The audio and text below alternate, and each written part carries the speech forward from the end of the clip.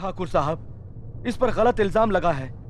आप तो मुझे जानते हैं, जिंदगी में कभी कोई गलत काम नहीं किया मैंने। ये तो मेरा ही भाई है, एक ही माँ के पेट से पैदा हुए हैं हम। रावण और विभीषण भी तो एक ही माँ की पेट से पैदा हुए थे। ये तुम्हारा भाई है तो ये जरूरी नहीं कि ये गलती नहीं कर सकता। ठाकुर साहब, क्षमा कर दीजिए।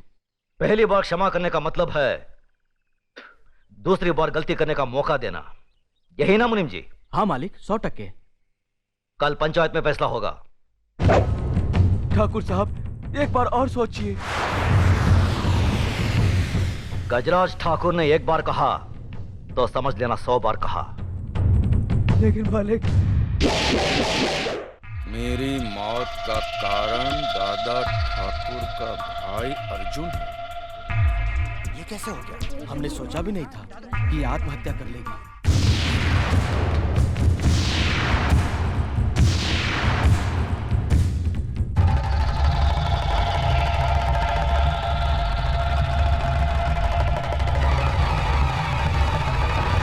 देख लिया दादा ठाकुर, उस दिन जब मैंने आपको सच्चाई बताई तो आपने थप्पड़ मार के मेरे कान के पर्दे फाड़ दिए थे।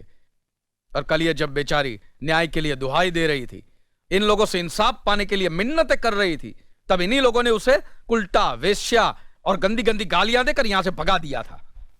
ऐसा क्यों किया आप लोगों ने? हम समझ रहे थे ये अर्जुन ठाकुर पर झूठा इल्जाम लगा रही है, इसलिए आपकी इज्जत की खातिर इसे भगा दिया। मेरी इज्जत करने वाले ऐसा काम नहीं करते। माफ कीजिए, गलती हो गई हमसे। मगर अब इंसाफ से गलती नहीं होगी। मुनीम जी, पंचायत बुलाइए। इंसाफ आज और अभी होगा। सुनिए, हम जानते हैं आप कभी कोई गलत फैसला नहीं सुनाएंगे, लेकिन हमारा अर्जुन भी गलत नहीं है।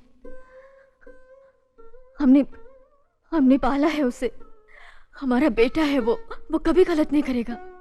वो मेरा भाई भी तो है। हम आपसे कुछ मांग नहीं रहे हैं।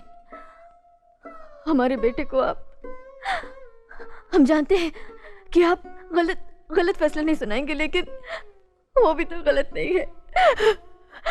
हम आपसे कुछ मांग नहीं रहे हैं, हम आपसे कुछ मांग नहीं रहे हैं। बड़े भैया, आपके सामने कुछ कहने की न तो मेरी उम्र है और ना ही मुझ में हिम्मत। मुझसे ज्यादा तो आप मेरे पति को जानते हैं, इससे आगे मैं क्या कहूं? बड़े भैया,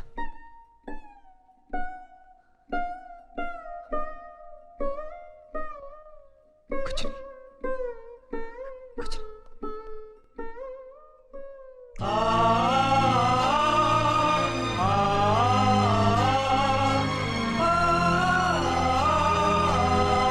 न्याय करने वालों के लिए रिश्ते और जज्बात कोई मायने नहीं रखते। बेटे, जान चली जाए पर आन ना जाने पाए। जान देकर जो आन की रक्षा करता है वही न्यायाधीश इंसाफ के आकाश की बुलंदी को छूता है। खामोश! तुम्हारे इन मगरमच्छ के आंसुओं को देखकर गजराज ठाकुर का दिल नहीं पसीजेगा। अगर तुमने गलती की है तो सजा जरूर मिलेगी। ठाकुर साहब, इस पर गलत इल्जाम लगा है। आप तो मुझे जानते हैं, जिंदगी में कभी कोई गलत काम नहीं किया मैंने। ये तो मेरा ही भाई है, एक ही माँ के पेट से पैदा हुए हैं हम। रावण और विभीषण भी तो एक ही माँ की पेट से पैदा हुए थे। ये तुम्हारा भाई है तो ये जरूरी नहीं कि ये गलती नहीं कर सकता। ठाकुर साहब, क्षमा कर दीजिए। पहली बार क्षमा करने का मतलब है दूसरी बार गलती करने का मौका देना, यही ना मुनीम जी? हाँ मालिक, 100%। कल पंचायत में फैसला होगा। ठाकुर साहब, एक बार और सोचिए। गजराज ठाकुर ने एक बार कहा तो समझ लेना 100 बार कहा। लेकिन मालिक,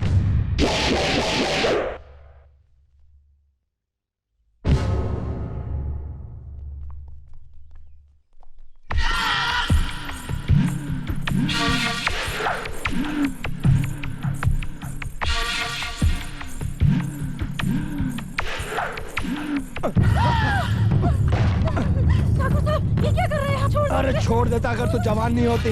चल अपना रेडियो बंद कर, बंद कर। और चुपचाप खामोश।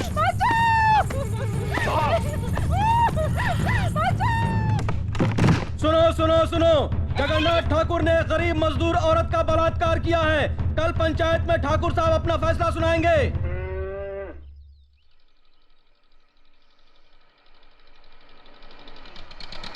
वो काम जल्दी करवा देना। जा। क्या बात है मुनीम जी? नमस्कार ठाकुर साहब। राम राम। मालिक, ये आपसे मिलने आए हैं। मालिक, हमारे हरिजन पाड़ा में आग लग गई, हमारा सब कुछ जलकर राख हो गया। ये तो बड़ी दुख की बात है। मुनीम जी, इन्हें जितना अनाज, कपड़ा और घर बनाने का सामान चाहिए दे दीजिए। जी मालिक। धन्यवाद मालिक। राम राम राम मालिक। हमारे रामपुर गांव में हमने गरीब बच्चों के लिए एक स्कूल खोला है, आपकी मदद चाहिए। बहुत अच्छा काम किया। मुनीम जी, जी स्कूल के बच्चों के लिए दोपहर का खाना, दूध, किताब, सब चीजों का इंतजाम कर दीजिए। जी। धन्यवाद मालिक। आइए।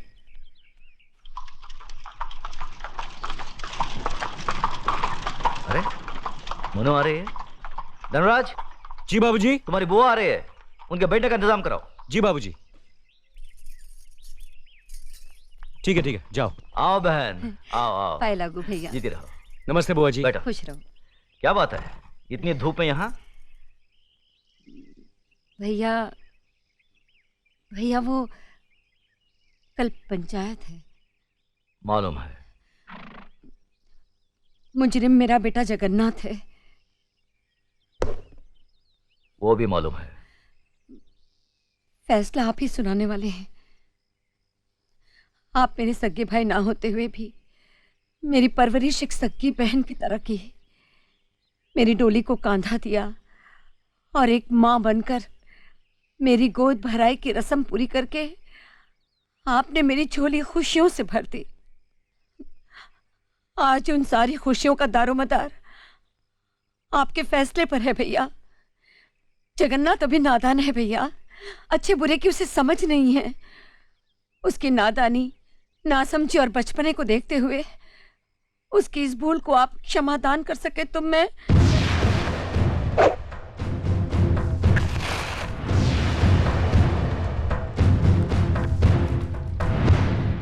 धनराज। जी बाबूजी। घर की तिजोरी में तुम्हारी माँ का जितना भी सोना पड़ा है उसे हमारी बहन को दे दो।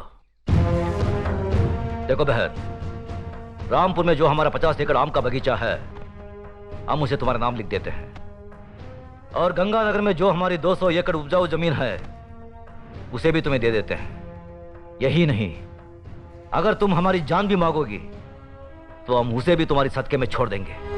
लेकिन जिन्हें सदियों से हमारा खानदान अपना खून पिलाता आया है, उस नीति, नियम और इंसाफ परिस्थिति को अब नहीं छोड़ सकते। मगर भैया, अगर आप चाहें तो।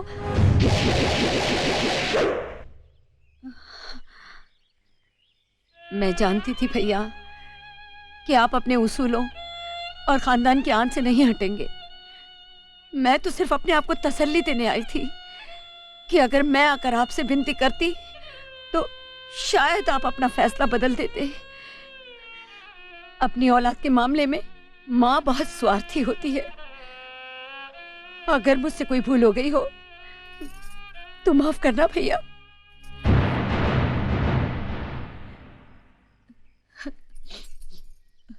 बुआ।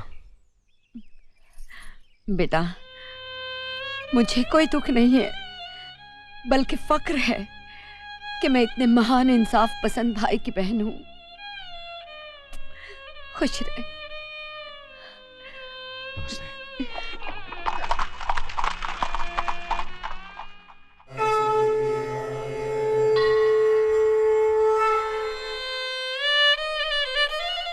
हे प्रभु, ये किस जन्म के पापों की सजा मिल रही है मुझे। पिछले 17 साल से तेरे दर्शन नहीं कर पा रही हूं। 1 साल और तेरी सीढ़ियों तक आकर वापस लौट जाऊंगी। बस प्रभु, मेरे बेटे के गुनाहों को माफ कर दो, उसे सही रास्ता दिखाओ।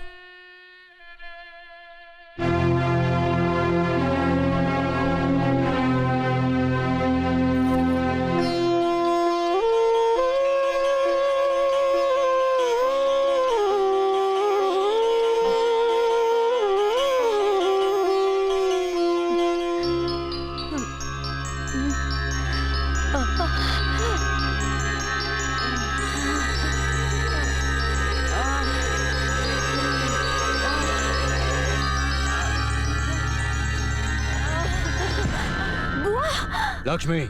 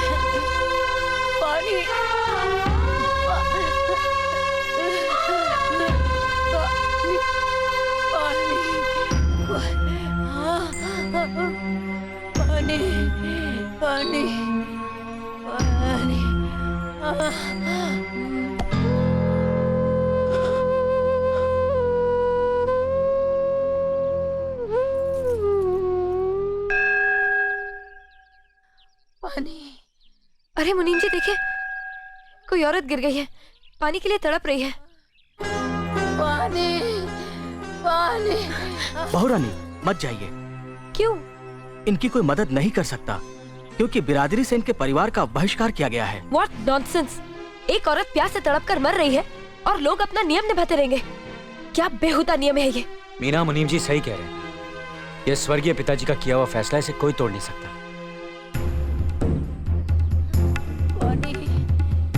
पानी, पानी, पानी, पानी।